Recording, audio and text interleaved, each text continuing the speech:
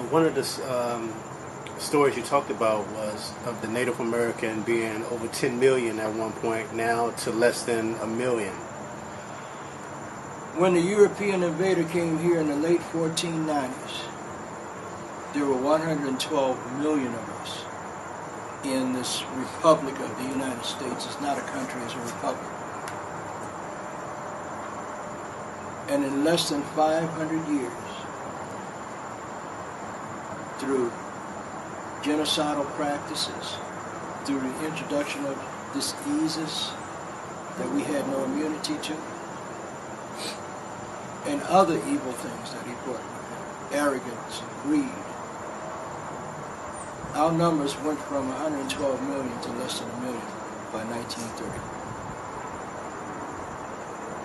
How do you kill off 111 million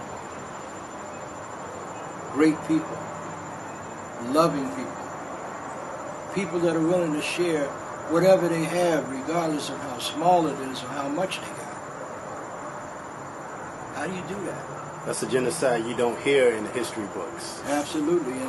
And another form of genocide that they practiced on us was paper genocide.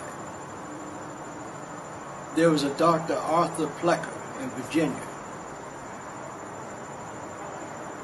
a cold-blooded racist, through taking a baby, an Indian baby, and instead of putting Indian or tribal name on that birth certificate, he would put mulatto or other. So many people walking around, even today as we speak, 2017, don't know who they are. Because at birth, their identity was destroyed through Dr. Arthur Plecker, the father of eugenics, who became the director of vital statistics during this time for the state of Virginia. Now, another thing that they teach in the history book was the whole Thanksgiving, the meeting. But we talked about that, and I wanted people to know the truth about that. It was actually, if you want to talk about how Thanksgiving came about. I do want to talk about it. First of all, you got to remember, my dear brother, that history, his story, it's not our story. When they proclaimed Thanksgiving, it was in Mystic, Connecticut. A tribe of Indian people, the Pequots, that were thriving and surviving. But shortly after, we taught these white people how to farm and how to take care of the land and raise food. They got beside themselves. A few years after they started prospering, they decided that they were going to take their women and their children out to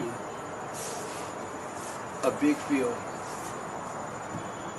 and have a cookout celebration.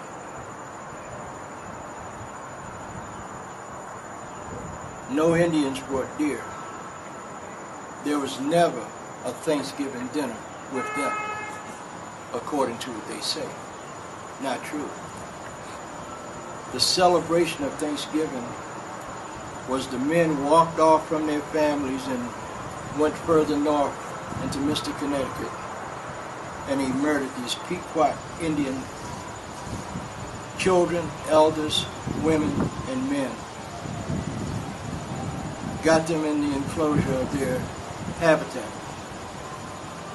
They had built forts, per se, but that was only for the protection of their people. And they trapped them in where they couldn't get out, and they set it on fire, and they burned them to death. Then they came back. They were so thankful that they had killed these Indians, but that was the first Thanksgiving, not what you read about in their books.